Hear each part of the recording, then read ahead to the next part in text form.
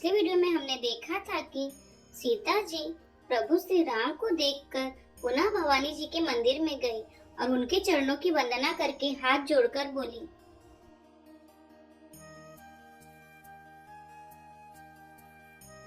जय जय गिरिबराज किशोरी, जय महेश मुख चंद चकोरी, जय गज बदन सदानन माता, जगत जननी दामिनी दुति गाता।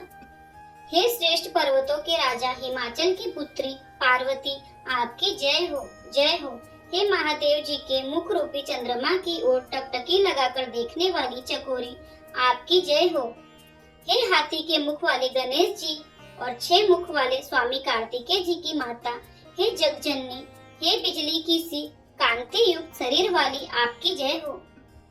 नहीं तब आदि मध्य अवसाना, अमित प्रभाव वेदु नहीं जाना, भव भव विभव पराभव कारिणी, विश्व विमोहनी स्वबस बिहारिणी। आपका न आदि है न मध्य है और न अंत है। आपके असीम प्रभाव को वेद भी नहीं जानते। आप संसार को उत्पन्न, पालन और नाश करने वाली हैं। विश्व को मोहित करने वाली और स्वतंत्र रूप से विहार करने वाली हैं। पति देवता सुति महु, मातु प्रथम तवरेक, महिमा अमित न सकहि कहीं, सहस शारदा शेष सियावर रामचंद्र की जय।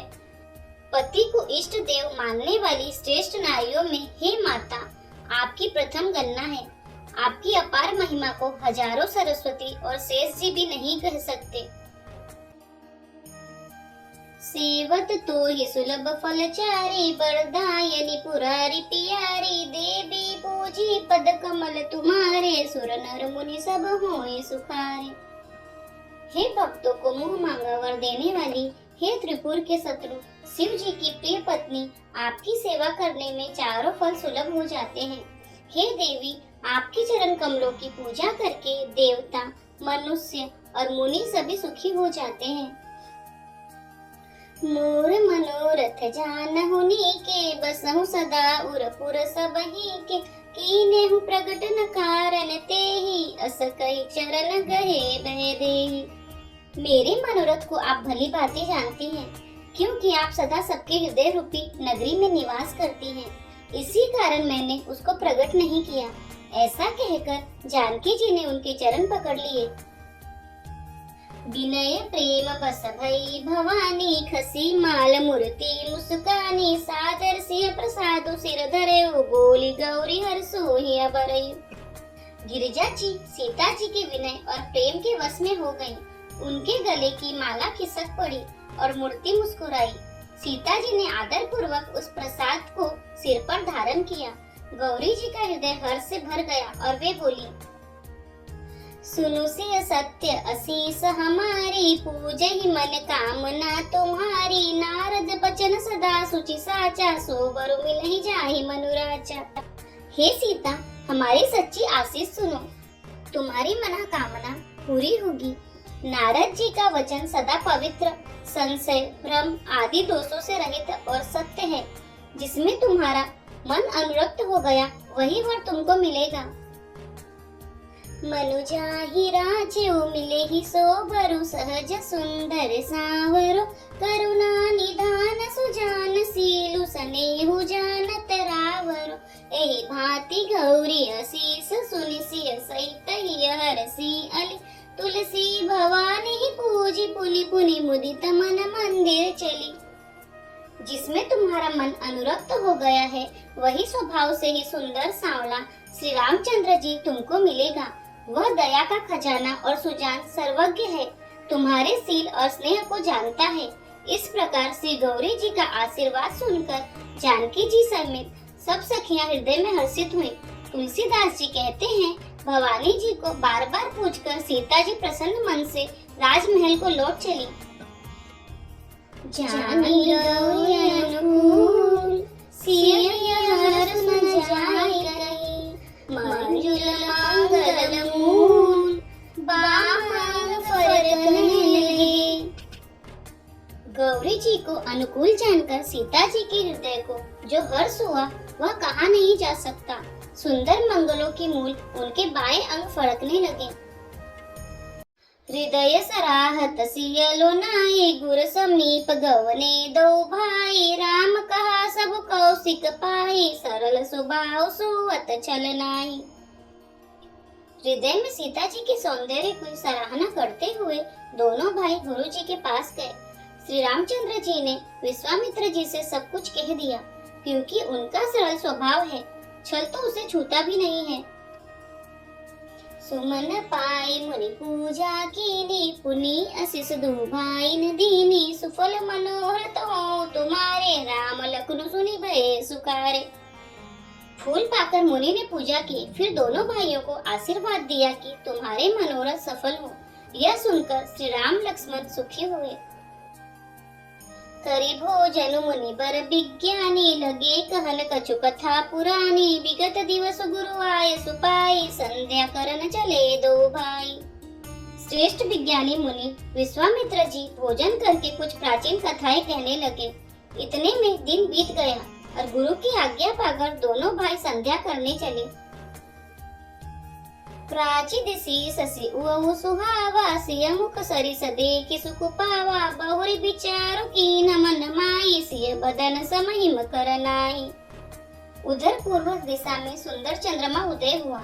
श्री रामचंद्र जी ने उसे सीता के मुख के समान देखकर सुख पाया। फिर मन में विचार किया कि यह चंद्रमा सीता जी के मुख के समान नहीं है। जन्म सिंधु पुनि बंधु बिसु, दीन मलिन सकलंक, सिय मुख समता पाओ किमी, चंदु बापुरो रंक, सियावर रामचंद्र की जय। खारे समुद्र में तो इसका जन्म, फिर उसी समुद्र से उत्पन्न होने के कारण विष इसका भाई। दिन में यह मलिन, शोभाहीन, निस्तेज रहता है और कलंकी काले दाग से युक्त है। बेचारा गरीब चंद्रमा सीता जी के मुख की बराबरी कैसे पा सकता है। घटई बड़ई बिरहिनी दुखदाई, ग्रसहि राव निज संधि पाई, कोक शोक प्रद पंकज द्रोही, अवगुण बहुत चंद्रमा तोही। फिर यह घटता पड़ता है और बिरहिनी स्त्रियों को दुख देने वाला है। राहु अपनी संधि में पाकर इसे ग्रस लेता है। चकवे को चकवी के वियोग का शोक देने वाला और कमल का वैरी उसे मुरझा देने वाला है। हे चंद्रमा, तुझ में बहुत से अवगुण है जो सीता जी में नहीं है। बैदेही मुख पट तर दीने, होई दोष बड़ अनुचित कीने, सिय मुख छवि विधु ब्याज बखानी, गुर पही चले निशा बड़ी जानी। अतः जानकी जी के मुख की तुझे उपमा देने में बड़ा अनुचित कर्म करने का दोष लगेगा। इस प्रकार चंद्रमा के बहाने सीता जी के मुख की छवि का वर्णन करके बड़ी रात हो गई। जान वे गुरु जी के पास चले। करि मुनि चरण सरोज प्रणामा, आय सुपाई कीन्हा विश्रामा, विगत निसार गुनायक जागे, बंधु बिलो की कहन अस लागे। मुनि के चरण कमलों में प्रणाम करके आज्ञा पाकर उन्होंने विश्राम किया। रात बीतने पर श्री रघुनाथ जी जागे और भाई को देखकर ऐसा कहने लगे। उवयु अरुण अवलोक हुताता, पंकज को कलोक सुखदाता, बोले लखनु जोरी जुग पानी, प्रभु प्रभाव सोचक मृदुबानी। हे तात, देखो कमल, चक्रवाक और समस्त संसार को सुख देने वाला अरुणोदय हुआ है। लक्ष्मण जी दोनों हाथ जोड़कर प्रभु के प्रभाव को सूचित करने वाली कोमल वाणी बोले। अरुणोदय सकुचे कुमुद, उड़गन ज्योति मलिन, जिमि तुम्हार आगमन, सुनि भय नृपति बलहीन, सियावर रामचंद्र की जय। अरुणोदय होने से कुमुदिनी सकुचा गई और तारागणों का प्रकाश फीका पड़ गया। जिस प्रकार आपका आना सुनकर सब राजा बलहीन हो गए हैं। नृप सब नखत करहि उजियारी, तारि न सकहि चाप तम भारी, कमल कोक मधुकर खगनाना, हर से सकल निशा अवसान। सब राजा रूपी तारे उजाला मंद प्रकाश करते हैं, पर वे धनुष रूपी महान अंधकार को हटा नहीं सकते। रात्रि का अंत होने से जैसे कमल, चकवे, भौरे और नाना प्रकार के पक्षी हर्षित हो रहे हैं, ऐसे ही प्रभु सब भगत तुम्हारे, होई हैं टूटे धनुष सुखारे, उवयो भानु बीनु श्रम तम नासा, दूर नखत जग तेज प्रकाशा। वैसे ही हे प्रभु, आपके सब भक्त धनुष टूटने पर सुखी होंगे। सूर्य उदय हुआ बिना ही परिश्रम अंधकार नष्ट हो गया, तारे छिप गए, संसार में तेज का प्रकाश हो गया। रवि निज उदय ब्याज रघुराया, प्रभु प्रताप सब नृप ही दिखाया। तब भुज बल महिमा उद्घाटी, प्रगति धनु विघटन परिपाटी। हे रघुनाथ जी, सूर्य ने अपने उदय के बहाने सब राजाओं को प्रभु का प्रताप दिखलाया है। आपकी भुजाओं के बल की महिमा को उद्घाटित करने, खोल कर दिखाने के लिए ही धनुष तोड़ने की यह पद्धति प्रकट हुई है। बंधु बचन सुनि प्रभु मुस्काने, होई सोची सहज पुनीत नहाने। नृत्य क्रिया करी गुरु पहियाए, चरण सरोज सुभग सिर नाए। भाई के वचन सुनकर प्रभु मुस्कुराए। फिर स्वभाव से ही पवित्र श्री राम जी ने शौच से निवृत्त होकर स्नान किया और नित्य कर्म करके वे गुरु जी के पास आए। आकर उन्होंने गुरु जी के सुंदर चरण कमलों में सिर नवाया। सतानंद तब जनक बुलाए, कौशिक मुनि पहि तुरत पठाए। जनक विनय तिन आई सुनाई, हर से बोल लिए दो भाई। तब जनक जी ने सतानंद जी को बुलाया और उन्हें तुरंत ही विश्वामित्र मुनि के पास भेजा। उन्होंने आकर जनक जी की विनती सुनाई। विश्वामित्र जी ने हर्षित होकर दोनों भाइयों को बुलाया।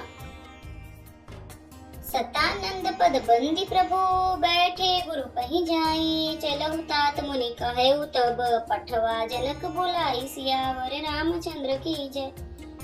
सतानंद जी के चरणों की वंदना करके प्रभु श्री रामचंद्र जी गुरु जी के पास जा बैठे। तब मुनि ने कहा, हे तात चलो, जनक जी ने बुला भेजा है।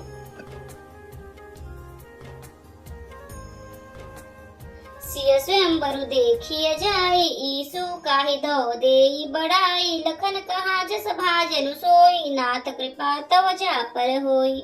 चलकर सीता जी के स्वयंवर को देखना चाहिए। देखिए ईश्वर किसको बड़ाई देते हैं। लक्ष्मण जी ने कहा, हे नाथ, जिस पर आपकी कृपा होगी वह बड़ाई का पात्र होगा। धनुष तोड़ने का श्रेय उसी को प्राप्त होगा। हर से मुनि सब सुनि बरबानी, दीन्ही असीस सबहि सुकुमानी। पुनि मुनि वृंद समेत कृपाला, देखन चले धनुष मखसाला।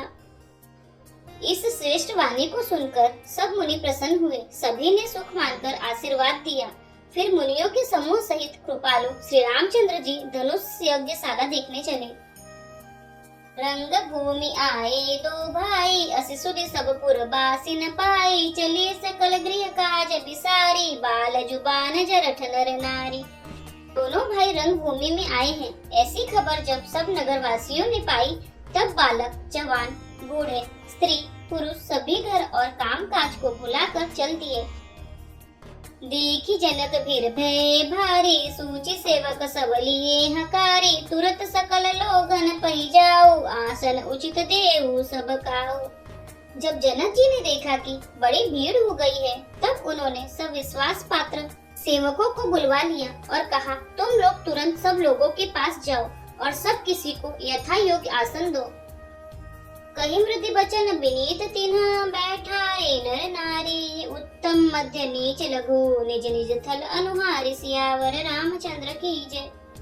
उन सेवकों ने कोमल और नम्र वचन कहकर उत्तम, मध्यम, नीच और लघु सभी श्रेणी के स्त्री पुरुषों को अपने अपने योग्य स्थान पर बैठाया। यदि आपको हमारे वीडियो पसंद आ रहे हैं तो वीडियो को लाइक करें, चैनल को सब्सक्राइब करें, कमेंट में जय श्री राम और हर हर महादेव अवश्य लिखें। जय श्री राम, हर हर महादेव।